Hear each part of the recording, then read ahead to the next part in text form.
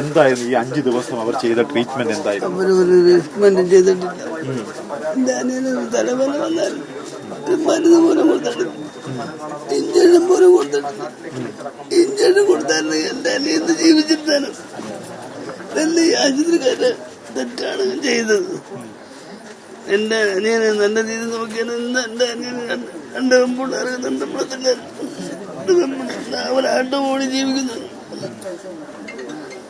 എന്ത് അസുഖമായിട്ടാ കൊണ്ടുപോയത്? അവന് നെഞ്ചുവേദനയെന്നും പറഞ്ഞ് കൊണ്ടുപോയതാണ്. പക്ഷെ ഇവിടുന്ന് തന്നെ അമ്പലത്തിനകത്ത് തിരുവനന്തപുരത്ത് തന്നെ ഉണ്ട്. അവനെ പാട്ടിൽ തന്നെ അവനെ കണ്ടിട്ട് പോലും കൊണ്ടിട്ട് എടുത്ത് പായിൽ തന്നെ കിടത്തിയായിരുന്നു. കൊണ്ട് രോഗി 5 ദിവസം ഇതിന് പോലും കൊടുത്തിട്ട്. ഈ മരിച്ചു എപ്പോഴാണ് അവർ പറയുന്നത്? ഇന്നലെ 8:15 ഇവിടെ പറയുന്നത്. 7 മണിക്ക് ഐസി കയറ്റി 8:15 മരിച്ചാണ്. ഈ ചികിത്സ കിട്ടിയില്ലെന്ന് എപ്പോഴെങ്കിലും സഹോദരനോട് പറഞ്ഞു? കിട്ടിയിട്ടില്ല. ചികിത്സ കിട്ടിയെങ്കിൽ എന്റെ അനിയൻ ജീവിച്ചിരുത്താനും. ചികിത്സ കിട്ടാത്തതുകൊണ്ടാണ് എന്റെ അനിയൻ മരിച്ചു പോയത്. ചികിത്സ കിട്ടിയെങ്കിൽ എന്റെ അനിയൻ ജീവിച്ചിരുത്താനും. ആ സന്ദേശത്തിൽ പറയുന്നുണ്ട് സാധാരണക്കാർക്ക് ചികിത്സ കിട്ടുന്ന ഒരു ആതുരാലയമാണ്. അതാണ്. എത്ര വയസ്സുണ്ട് ചേട്ടൻ? 45 വയസ്സ് മാത്രമാണ്. ഓട്ടോറിക്ഷ ഓടിയാണ് ജീവിക്കുന്നത്. 2 പെൺപിള്ളേരാണ്. ഈ സ്വകാര്യ ആശുപത്രിയിൽ പോകാൻ പണം പോലും ഇല്ലാത്തതുകൊണ്ടാണ് സർക്കാർ ആശുപത്രി ഉപയോഗിച്ചത്. ആ സർക്കാർ ആശുപത്രിയിലാണ് കൊണ്ടുപോയത്. അവിടെയും മരുന്ന് കൊടുത്തിട്ടില്ല. ആ നല്ല രീതിയിൽ ചികിത്സിച്ചായിരുന്നു എന്റെ അനിയൻ മരിക്കത്തില്ല. ഇന്നവൻ ജീവനത്തോടിരുന്നാലും. ഇന്നലെ ഉച്ചയ്ക്ക് എന്നെ വിളിച്ചു പറഞ്ഞു, ഞാൻ ഒരു കുഴപ്പമില്ല, നല്ല രീതിയിൽ നിൽക്കുവാണ്, ചോറൊക്കെ ഉണ്ട്. അന്നേരം അനിയത്തി ഇന്നലെ വിളിച്ച് എൻ്റെ അടുത്ത് പറയുന്നു, എന്നാ വേണമെങ്കിൽ അസുഖം കൂടുതൽ ഐസി കയറ്റി. അങ്ങനെ ഇവിടുന്ന് ചെന്നപ്പോഴാണ് ആള് തീർന്ന്. എന്നിട്ട് ഞാൻ 3 മണിക്കൂറും എന്റെ വാതിൽ ഏറ്റിവിടുന്നില്ല. പാസ് വേണം. അയാള് പാസ്സൊക്കെ ചെന്ന് പാസ് ക്യാൻസലാക്കി. പാസില്ല. അന്നേരം സെക്യൂരിറ്റിമാരെടുത്ത് ഇയാള് ചോദിച്ചപ്പോൾ പറഞ്ഞു, നിങ്ങളെ കൊണ്ട് മാറി, നിങ്ങൾ പിന്നെ പറഞ്ഞാണ് അന്വേഷിച്ചാണ് മരിച്ചെടുക്കുന്നത്. അപ്പൊ ഓടി കാണാൻ ഞാൻ ഒന്നും പറഞ്ഞിട്ടുള്ള കാര്യമില്ലെന്ന്. അങ്ങനെ ഞാൻ 3 മണിക്കൂർ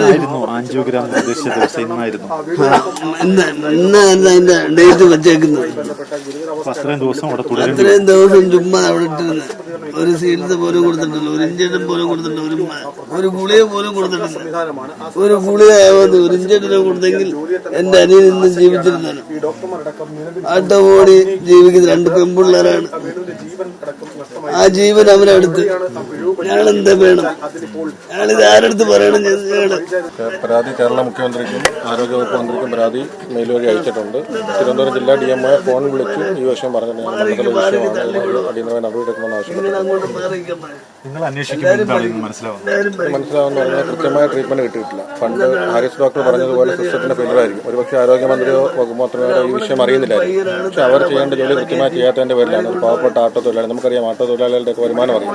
അങ്ങനെയുള്ള ഒരു തൊഴിലാളി അവരുടെ ജീവിതമാർഗമായി പോകുന്നതിനിടയ്ക്ക് ഇതുപോലൊരു അത്യാവശ്യം സർജറി വേണ്ടി വരുമ്പോൾ കടന്നു പോകുമ്പോൾ ചെല്ലുമ്പോൾ അവിടുന്ന് ട്രീറ്റ്മെന്റ് കിട്ടുന്നില്ല. അതിനുശേഷം ഈ രോഗി മരിച്ചതിന് ശേഷം പോലും അവരുടെ അവഗണനയുണ്ട്. രോഗി മരിച്ച ശേഷം ഈ രോഗി ഒന്ന് കാണിക്കാൻ, മരിച്ചു എന്ന് പറയാൻ പോലും അറിയില്ല.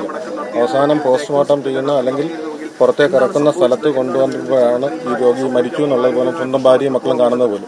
അത്രയും അനാസ്ഥയായ പെരുമാറ്റമായിരുന്നു അവിടുന്ന്. കൃത്യമായി സോഷ്യൽ മീഡിയയിൽ പറഞ്ഞിട്ടാണ് സാധാരണ മനുഷ്യൻ ആത്മഹത്യ ചെയ്യുന്നതിന് മുമ്പാണ് ആത്മഹത്യക്കുറിപ്പ് എഴുതുന്നത്. ഇത് സർക്കാർ ആത്മഹത്യ ചെയ്യിപ്പിച്ചാണ്. അദ്ദേഹത്തിന്റെ ആരോഗ്യാവസ്ഥ മോശമായപ്പോഴാണ് ഈ സുഹൃത്തിന് ഈ ഓഡിയോ സന്ദേശം അയക്കുന്നത്.